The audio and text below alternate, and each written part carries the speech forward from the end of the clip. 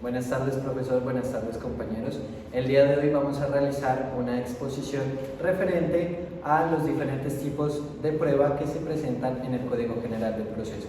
Mi grupo está conformado por Sebastián Córdoba, Valentina Mera, Felipe Lazo, Valentina Rosales y mi persona Santiago Tobar. Cada estudiante realizará un aporte de diferente tipo probatorio. Bueno, iniciamos primero con lo que es la prueba extraprocesal, regulada en el artículo 183 del Código General del Proceso, que es una prueba extraprocesal, es aquella que se pide y se practica antes de un proceso. Para entender mejor la prueba extraprocesal es necesario que hablemos de algunos principios que rigen, que nos especifica el Código General del Proceso, como el de oralidad y por audiencias, el de inmediación, que es el deber del juez de estar presente en audiencia para percibir hipótesis, argumentos, pruebas, etc. También donde se presenta la contradicción. La prueba extraprocesal es una excepción al principio de inmediación. ¿Por qué? Porque esta se utiliza para un futuro, la prueba se va a utilizar para un futuro. El objeto y el alcance de la prueba extraprocesal, primero es preservar la prueba y evitar que el tiempo la prive. Como segunda alcance u objetivo tenemos proteger la prueba teniéndola documentalmente, y por último tenemos evitar la obstrucción o alteración u ocultamiento del elemento material probatorio. Cabe destacar que todas las pruebas admiten la posibilidad de practicarse de manera extraprocesal. Uno de los ejemplos pues, es el interrogatorio de parte, el testimonio, la obtención de documentos, etc. Entonces tenemos regulado el interrogatorio de parte en el artículo 184. Este nos dice que la persona que demande o que tema que se le demande puede utilizar por una sola vez esta prueba extraprocesal. Por ejemplo, en el interrogatorio, interrogar a su contraparte en la materia pues, sobre el proceso. Como un ejemplo teníamos Valentina le presta 50 millones a Sebastián, entonces se pretende que bajo gravedad de juramento Sebastián reconozca que se adeuda, que se debe 50 millones de pesos a Valentina, es reconocer la existencia de una obligación. La prueba extraprocesal debe hacerse pues, la solicitud de manera clara, los hechos que se pretenden probar. Y se anexará un formulario sin alterar total o parcialmente dentro de la audiencia. Tenemos en el artículo 185 lo que refiere acerca de la declaración de documentos, que es cuando se solicita que una persona manifieste o rinda un testimonio acerca de o para saber la naturaleza, el contenido, el alcance y el origen que tiene cada documento, sus circunstancias, sus condiciones, circunstancias de tiempo, modo y lugar, etc.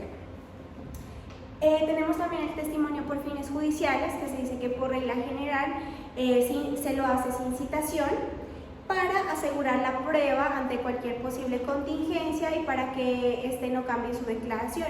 Entonces se lo hace también para que se rinda un testimonio de manera espontánea. Se lo puede hacer frente a un particular, dentro de un despacho, sin la necesidad de acudir a un notario.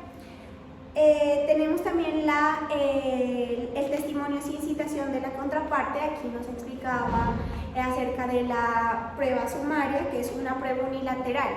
Esta es de una sola parte y aquí falta el requisito de contradicción. A ejemplo de eso tenemos lo que es la prueba extraprocesal.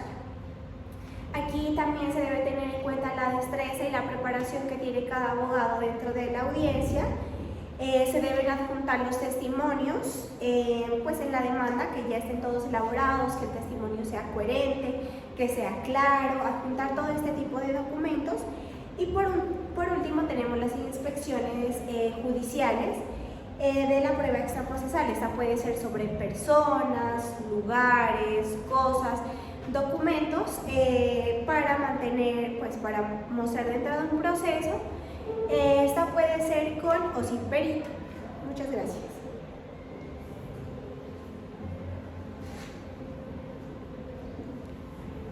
Bueno, a continuación, como podemos visualizar en esta diapositiva, en el artículo 226 del Código General del Proceso se establece la prueba pericial. La prueba pericial es un elemento probatorio de gran importancia, ya que se estipula en el artículo 226, como lo mencioné anteriormente, que son hechos que van a ayudar en el proceso que se lleva a cabo. En este artículo y en este dictamen pericial, el juez tiene un gran compromiso hacia las partes y cuál es administrar justicia.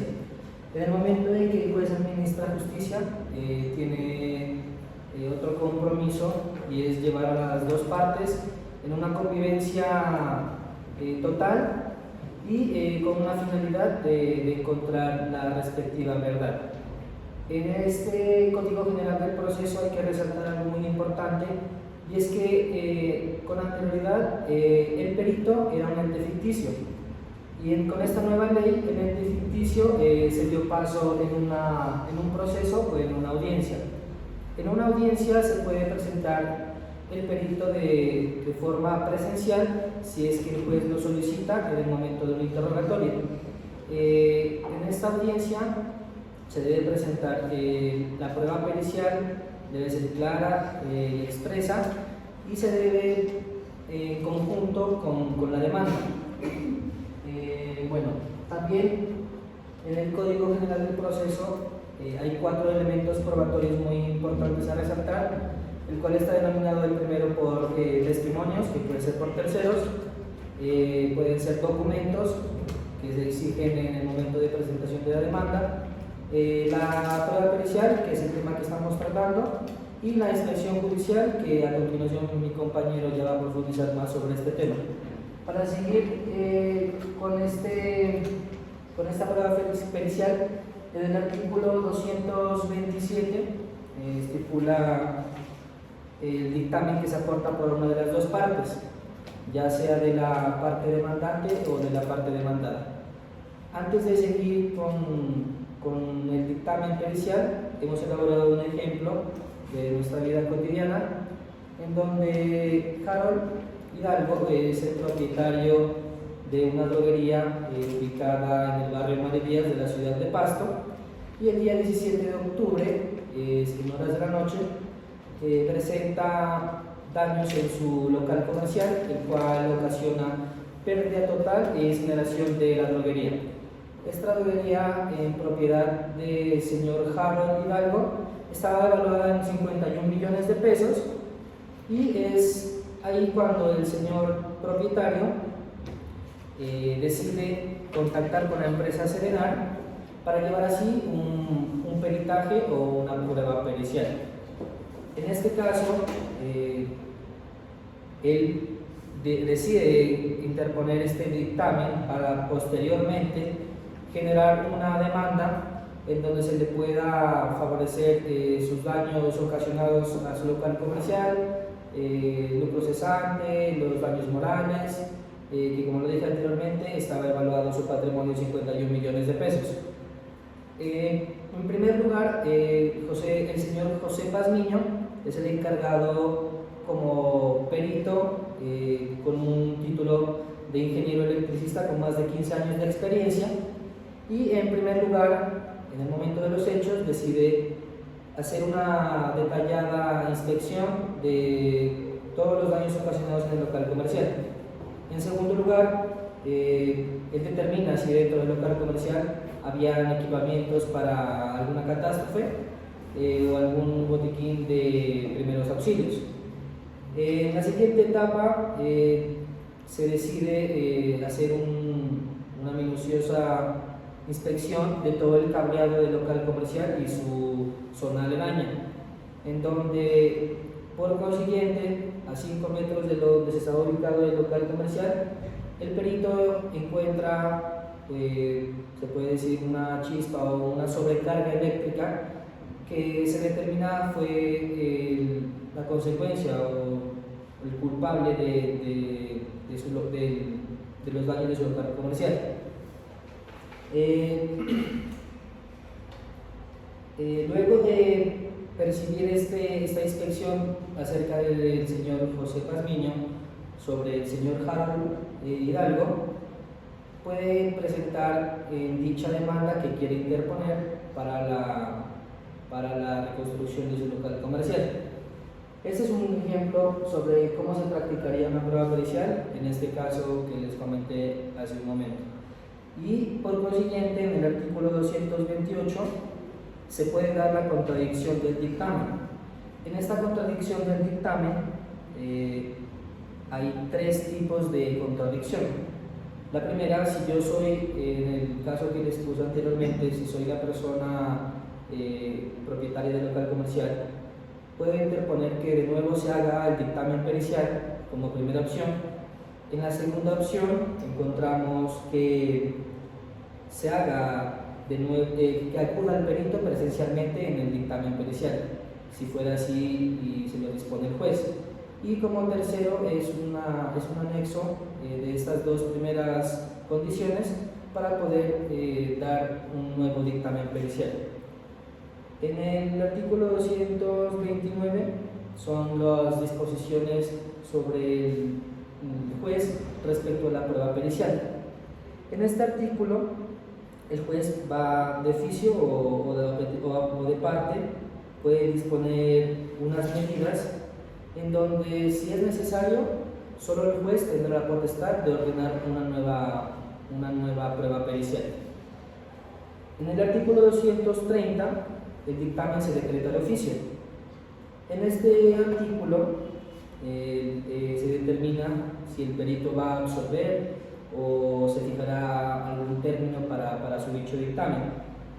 Aquí en este artículo el juez señala posteriormente, sin sobrepasar 3 días hábiles de presentado el dictamen pericial, sus honorarios y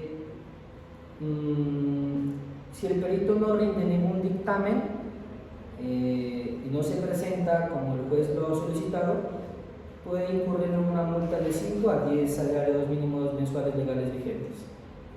En el artículo 231 encontramos lo que es la práctica y contradicción del dictamen de oficio. En esta parte se encuentra ya remitido de parte del oficio, se permanece en la Secretaría Oficial y solo se puede visualizar después de la audiencia sin que hayan pasado 10 días. En el artículo 232 se puede dar una apreciación del dictamen, en donde cualquiera de las dos partes, en el momento de querer visualizar el dictamen, puede acercarse hacia el despacho en donde se llevará dicha audiencia y visualizar el dicho dictamen pericial. En el artículo 233, el Código General del Proceso establece el deber de colaboración de las dos partes. En este artículo es obligación de las dos partes dar en conjunto una colaboración para que este dictamen se lleve a cabo. Se pueden acceder a lugares necesarios en donde se esté desempeñando algún cargo, y en caso de que no se autorice o no se colabore con el dictamen, se deja por constancia que una de las dos partes no tiene colaboración, y esto puede llevar a una multa de 5 a 10 salarios mínimos mensuales legales vigentes. Eso con lo que corresponde a la colaboración de las partes. Y por último, en el artículo 235, y algo muy importante, es la imparcialidad del perito. El perito, como lo mencioné al inicio de la prueba pericial, es una persona que tiene que estar imparcialmente titulada, además de sus pruebas o de sus pregrados, de sus posgrados, si tiene alguna maestría, algún diplomado, o si es algún especialista con una mayor profesión, como lo expliqué en el ejemplo, que era un electricista de 15 años de experiencia.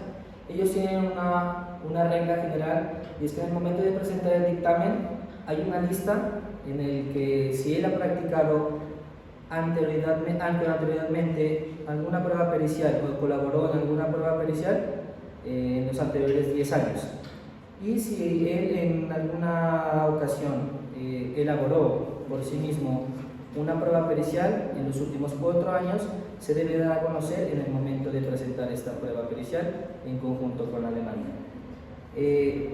Por último, el juez y las partes tienen la opción de dar unas preguntas al perito en caso de que no se considere, en caso de que no estén de acuerdo con su labor. Es por eso tan importante, en el último artículo, la imparcialidad de dicho perito. Muchas gracias. Bueno, vamos a continuar con la prueba de la inspección judicial.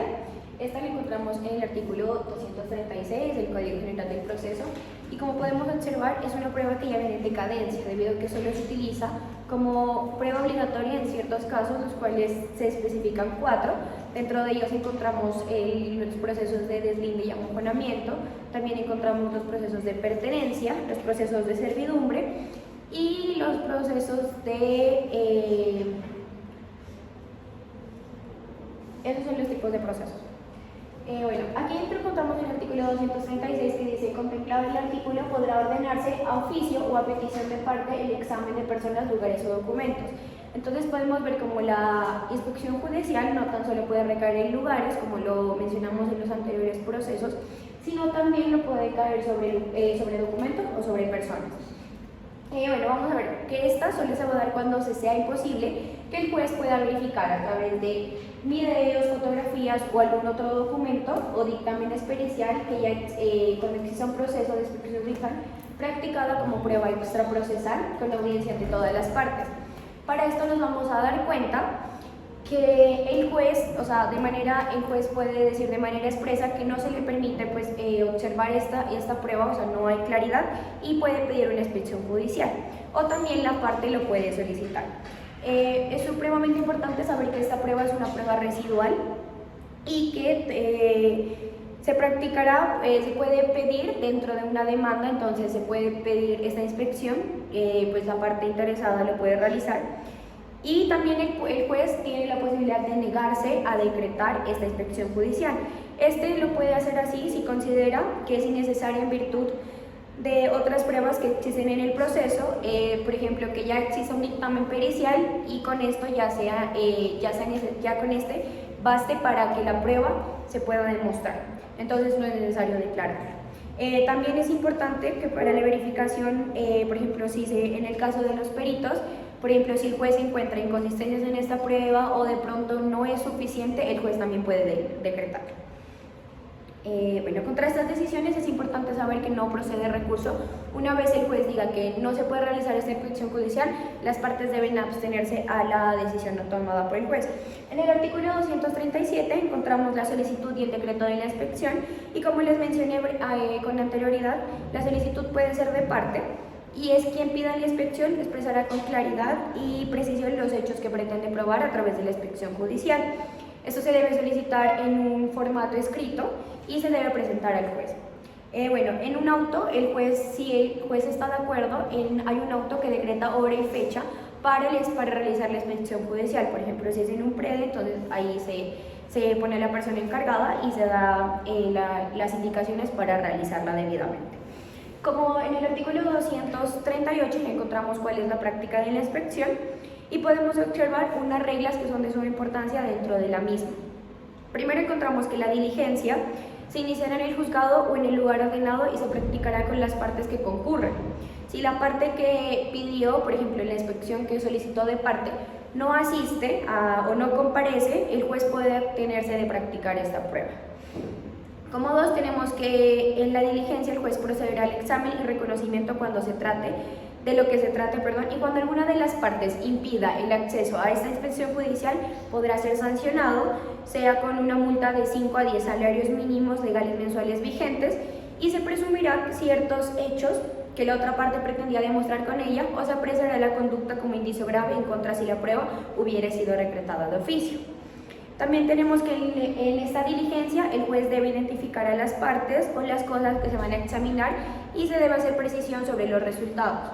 El juez de oficio o petición de parte puede ordenar que las pruebas que se relacionen con los hechos de la materia de inspección, las partes pueden dejar constancias en el caso. Es importante que se haga la constancia de que se practicó una una inspección judicial y la razón por la que se la practicó. Y como cuarto y último tenemos que el juez puede ordenar que se hagan planos, calcos, reproducciones, experimentos, grabaciones y que durante la diligencia se proceda a la reconstrucción de hechos o sucesos para verificar el modo como se realizaron y tomar cualquier otra medida que se considere útil para el esclarecimiento de los hechos. Tenemos un parágrafo muy importante que nos habla sobre los predios rurales y es que el juez puede identificarlos mediante su reconocimiento aéreo o, por ejemplo, con los medios técnicos confiables. Hay que saber que esta inspección pues va a ser en lo que se va a basar el juez y va a practicar y va a valorar esta prueba. Entonces aquí se necesita que el juez pues valore la prueba de manera muy asertiva y pues dé una respuesta respecto a la inspección judicial para las partes. Bueno, vamos a continuar con la prueba documental.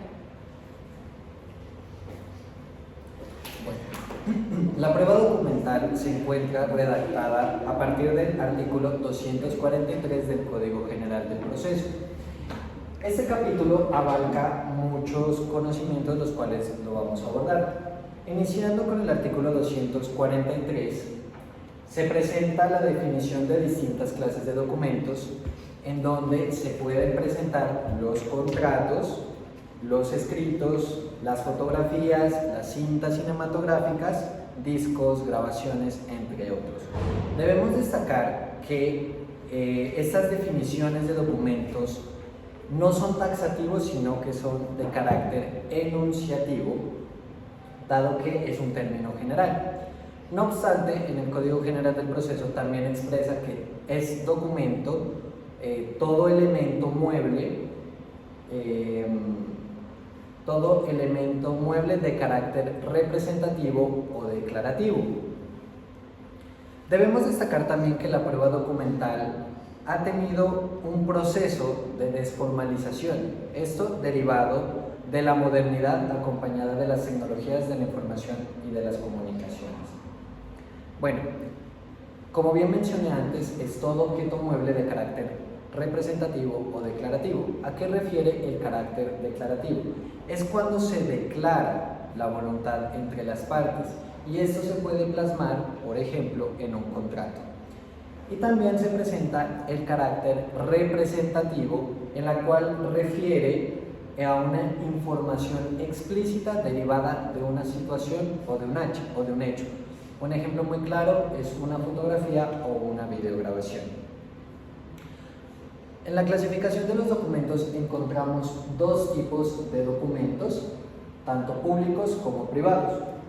Los documentos públicos refiere a quien la persona o la entidad a quien se le atribuye dicho documento es un funcionario público o un particular que ejerce funciones públicas.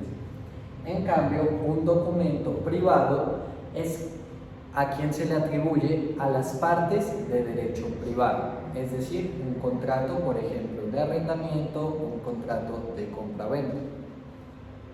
Debemos destacar entonces que estos documentos, tanto públicos o privados, tienen una presunción de autenticidad. Esto se deriva de la certeza de quién se le atribuye ese documento. Digamos que si a un documento, bien sea público o privado, no se sabe a quién se le atribuye ese documento, pues se entenderá que es un documento anónimo. Debemos entender que entonces tanto los documentos públicos como privados se presumen auténticos, bien sea en su original o en su copia. Ambos gozan de completa autenticidad ante un proceso judicial. Sin embargo, se puede atacar esa presunción de autenticidad. ¿Y cómo se presume? Con estos modos: con la tacha de falsedad y el desconocimiento de documentos. La tacha de falsedad es un medio de defensa y el desconocimiento de documentos es una aportación de documentos que aportan terceros que no son suscritos por las partes, es decir, por la parte demandante o la parte demandada. Asimismo, también se presentan documentos que tienen autenticación y los que no requieren autenticación. Los que no requieren autenticación son los auténticos memoriales, que son actuaciones que impulsan un proceso. Los memoriales de sustitución, esto refiere, por ejemplo, en un proceso judicial cuando un abogado tiene a su cargo un proceso y por dicha o X circunstancia de manera transitoria no puede continuar con el proceso, pues delega a otro la actuación del mismo mediante un memorial de sustitución. Asimismo, también los mensajes de datos no requieren autenticación y ya hablaremos más adelante sobre ello. Y los documentos que sí requieren autenticación son el poder inicial, los títulos valores tales como cheques, pagarés. Ellos necesitan el documento original. Los documentos otorgados en el exterior. En este caso se presentan a los documentos atribuidos al Ministerio de Relaciones Exteriores, que por lo general requieren de un apostillaje, y los títulos ejecutivos de alimentos, que generalmente los entrega la Comisaría de Familia. Bueno, debemos destacar que ya en un proceso como tal, los documentos se pueden aportar en original o en copia, siendo el segundo mediante razón justificada. El aportante deberá indicar dónde se encuentra el original si tuviera conocimiento de ello. Como bien dije anteriormente, tanto las pruebas originales como las copias gozan del mismo valor probatorio. No obstante, hay casos en los que no se puede presentar una copia. Y esto es, por ejemplo, cuando se necesita realizar una prueba grafológica, es decir, verificar la autenticidad de una firma derivada de un contrato, se necesita el original más de una copia. Con respecto a los mensajes de datos, ellos pueden ser valorados en el mismo formato en el cual fueron enviados, recibidos o generados. También se presenta aquí cuando hay documentos rotos o parcialmente alterados. Estos documentos serán resueltos derivados de criterios de la sana crítica. ¿Y cuáles son esos criterios de la sana crítica? La ciencia, la experiencia y la lógica. Eso sería con respecto a la prueba documental. Tenemos lo que es la prueba por informe, regulada primero en el artículo 217 del Código General del Proceso. Esta prueba por informe es la defensa al principio de celeridad. Ya sabemos que es deber de las partes probar. La prueba de informe puede hacerse de oficio, puede hacerse de parte a entidades públicas o privadas como asociaciones, fundaciones o sociedades. A manera de ejemplo, tenemos que el día 15 de mayo del 2021 ocurrió un accidente en la vía Pasto-Cali en el kilómetro 45, el cual ocasionó un accidente, ocasionando daños patrimoniales. El demandado afirma que el accidente fue causada por fuerza mayor, dado que el 15 de mayo del 2021 hubo demasiadas lluvias, lo que ocasionó el accidente dentro de la vía. Para esto el juez necesita saber si verdaderamente ocurrió el accidente a causa de las múltiples lluvias. Entonces se solicita un informe al Instituto de Hidrología, Meteorología y Estudios Ambientales para que rinda un informe si de verdad el día 15 de mayo hubo días lluviosos que ocasionó el accidente. En caso de que esto se hace de parte, en caso de que la respuesta sea negativa, el juez lo puede solicitar, entonces esta será de oficio. En la prueba del informe hablamos acerca de la reserva legal, de información que contiene reserva legal, el cual es seguridad nacional, información tributaria, el secreto profesional, el secreto industrial y comercial y la intimidad de las personas. Para esto hacemos un derecho de petición que deberá expresar que tiene como objetivo servir de prueba dentro de un proceso que está en curso o que va a iniciarse. Tenemos que el funcionario deberá recibir la petición, no debe sustraerse de brindar esta información que solicite y tenemos que el juez también solicitará informes de manera clara, indicando en forma precisa su objeto y su plazo.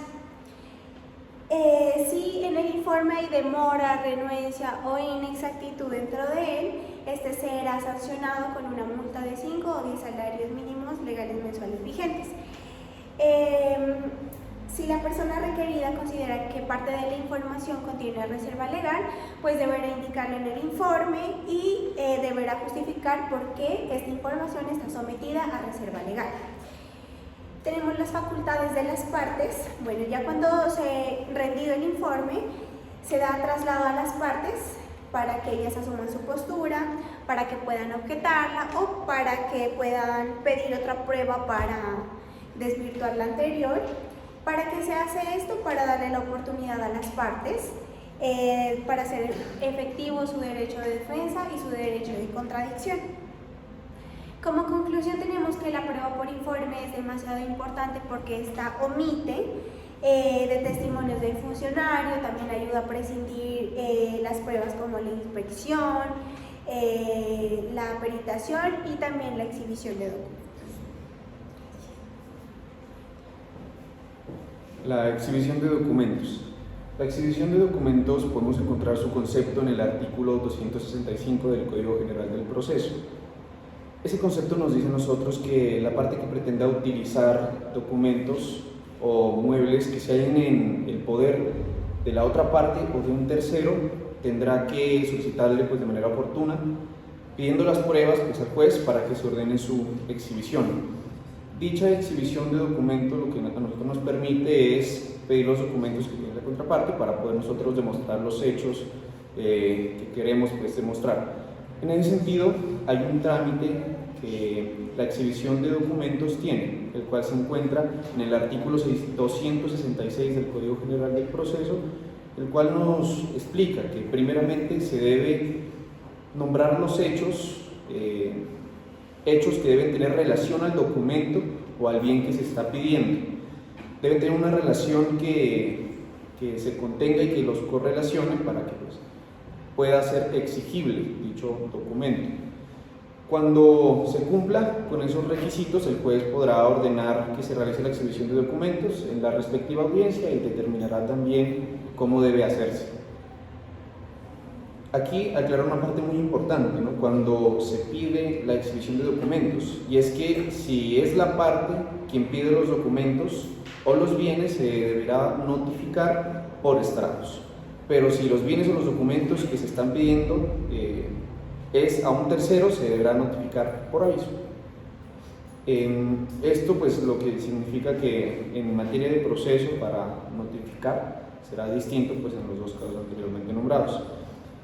Bueno, cuando se haya presentado el documento, el juez ordenará también que se transcriba o se reproduzca el mismo. Si se trata de una cosa distinta pues a un documento, el juez ordenará de una forma pues diferente hacer una réplica también, que puede ser con un video, que puede ser con una fotografía, que puede ser con cualquier otro medio idóneo para que se saque una réplica pues de lo que se está buscando exhibir. Puede darse también la renuencia o la oposición a la exhibición de los documentos por parte de los terceros. Esto se encuentra en el artículo 667 del Código General del Proceso, y esto pasa cuando un tercero se opone a la exhibición de los documentos o se rehúsa con una causa injustificada. ¿Qué puede pasar en ese caso? Puede pasar que el juez le ponga una multa de 5 a 10 salarios mínimos legales mensuales vigentes por ese rechazo a exhibir el documento. Pero también cabe aclarar que los terceros no están obligados a exhibir los documentos de su propiedad exclusiva cuando gocen de reserva legal o también cuando la exhibición del documento les cause un perjuicio. Sin embargo, pues todo lo anterior respecto a la exhibición de documentos, es importante recalcar que es una prueba poco concurrida y es una prueba que puede ser sustituida muy fácilmente en los dos siguientes casos, ya que en el artículo 82, en el numeral 6, nos dice que la petición de las pruebas que se pretendan hacer valer con indicación de los documentos que el demandado tiene en su poder para que éste los aporte. Entonces así, este artículo 82, numeral 6, ya nos permite a nosotros hacer uso de esos documentos que necesitamos sin tener que llegar a la exhibición de documentos. Y el artículo 96, en su numeral 5, nos dice que a la contestación de la demanda se deberá acompañar el poder de quien le suscriba a nombre del demandado la prueba de su existencia y la representación. Si a ello hubiere lugar, lo más importante, los documentos que estén en el poder y que hayan sido solicitados por el demandado, o la manifestación de que existen o de que no existen, tendrán también que entregarse, lo que significa que el artículo 96 en su numeral 5 a nosotros nos permite en la contestación de la demanda pedir esos documentos, lo que hace también que la exhibición de documentos sea una prueba que fácilmente puede ser sustituida. Eso sería todo, pues, profesor, lo que le vamos a explicar pues, el día de hoy. Agradecemos su atención. Nos vemos luego.